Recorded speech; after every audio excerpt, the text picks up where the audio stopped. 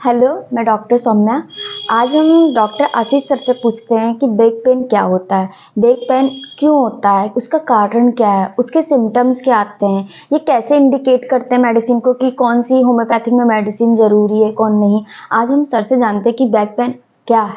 Saumya sir. जी, जैसा आपने पूछा था कि बैक पेन के बारे में अगर स्केलेटन से समझने की कोशिश करें, ये स्केलेटन होता है हमारा। स्केलेटन अगर आप ये देखें तो ये मेन इसकी वर्टिब्रल पार्ट होती है। और बैक हमारा जो पहले देखिए वर्टिब्रा होती है सर्वाइकल के 7, 1 2 3 4 5 6 7, और थोरेक्स थोरेक्स माने आपके जो चेस्ट की केज होती है उसमें ये चेस्ट की आपको 12 वर्टिब्रा मिलेगी, है ना। 1 2 3 4 5 6 7 8, ठीक है।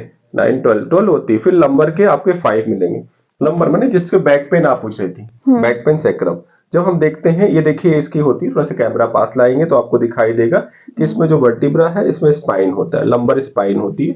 इसके अंदर से जो वायर होता है इसमें स्पाइनल कार्ड होते हैं, स्पाइनल कार्ड के थ्रू लंबर से यहीं से स्टार्ट होती है पेन। हाँ, लंबर पेन मोस्टली आपके L4 L1 से लेके L5 तक का ये लंबर वर्टिब्रा है, ये सैक्रम है ना। ये हमारा मेन पार्ट होती है बैक का। इससे क्या होती है कि जो हमें कभी पेन होता है, अक्सर आप जानते हो कि फीमेल जो प्रेग्नेंट होती है, प्रेग्नेंट होने की वजह से उसको एक प्रॉब्लम होती है लॉर्डोसिस।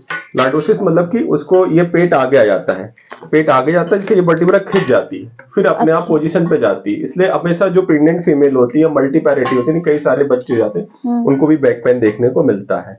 कई लोग कमर से दब जाते हैं, कई लोग का पेट बाहर निकल आता है, इनफॉर्चुनेटली उनकी वजह से भी बैक पेन होता है।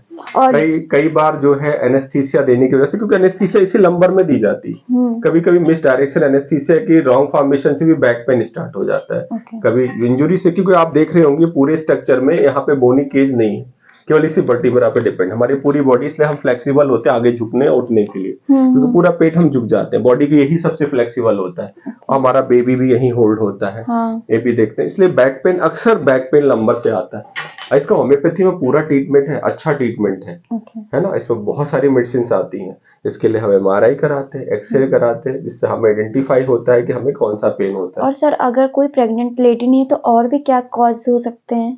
बताया ना आपसे कि एक तो इंजुरी हो सकती है, या तो लॉर्डोसिस, किसी का पेट ज्यादा बाहर निकला है ऐसे, जैसे लॉर्डोसिस बहुत ज्यादा पेट निकला है, इसकी वजह से जो ऐसे निकल आएगा पेट, तो पेट काफी बाहर आ जाएगा ना, जिसकी वजह से उसको प्रॉब्लम्स होगी, है ना। और इसकी वजह से होती, कभी कोई सैक्रम में चोट लग जाती है, बैठ गया तुरंत, वो तो डिपेंड करता है कैसी इंजरी उसको। इंजरी। इसलिए लंबर पे, क्योंकि ये मेन जानना है कि कॉज कहाँ से होती है, क्योंकि लंबर से ये इस तरीके से दोनों तरफ से आता है, ठीक है। आजकल सियाटिका का पेन बहुत हो रहा है, इसी लंबर वर्टिब्रा से यहाँ से एक सियाटिक नर्व होती है जो पैरों तक जाती है, तो उसमें इन्फ्लामेशन देखने होती है, जो सबसे बड़ी नर्व होती है शरीर की। इससे वजह से सियाटिका पेन भी देखने को मिलता है ना। होम्योपैथिक मेडिसिन देखें तो इसमें हाइपेरिकम, ब्राइनिया है, रस्टॉक्स है, आर्निका है, ऐसे बहुत सारी मेडिसिन है। लेकिन हम बार बार ये कहते हैं कि आप बिना डॉक्टर की सलाह से कोई दवा नहीं लें। ठीक है, ठीक है सौम्या जी, डॉक्टर सौम्या जी, नेक्स्ट टाइम आप फिर से जो पूछेंगे हम आप बताएंगे आपको। यस सर, समझ में आ गया कि लंबर के वजह से ही वो पेन। हाँ, लंबर की वजह से नहीं है, मतलब पॉजिटिव फैक्टर की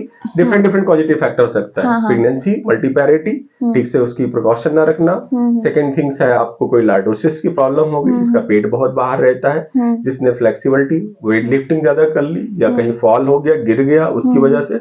लेकिन मेन कॉज होती है लंबर वर्टिब्रा, L1 से L5 तक का सैक्रम इसमें इन्वॉल्व होता है। कहीं से अगर स्पाइन कंप्रेस हो गया, आपने सुना होगा लंबर स्पाइनोलोसिस, लंबर स्पाइनोलोसिस, इसी स्पाइन होता है, स्पाइन इलाज हो जाता है। दूसरे में दूसरी चीज बताना भूल गया आपको, डिस्क बल्ज के केसेस बहुत आ रहे हैं। डिस्क बल्ज अक्सर MRI करेंगे, डिस्क इसके अंदर जो देखते हैं, इसके नीचे स्पेस में जो रहता है, अच्छा, स्पेस में ये डिस्क होती है इसके अंदर, जो वर्टिब्रा सपोर्ट करती है, ये बल्ज आउट हो जाती है। ओके।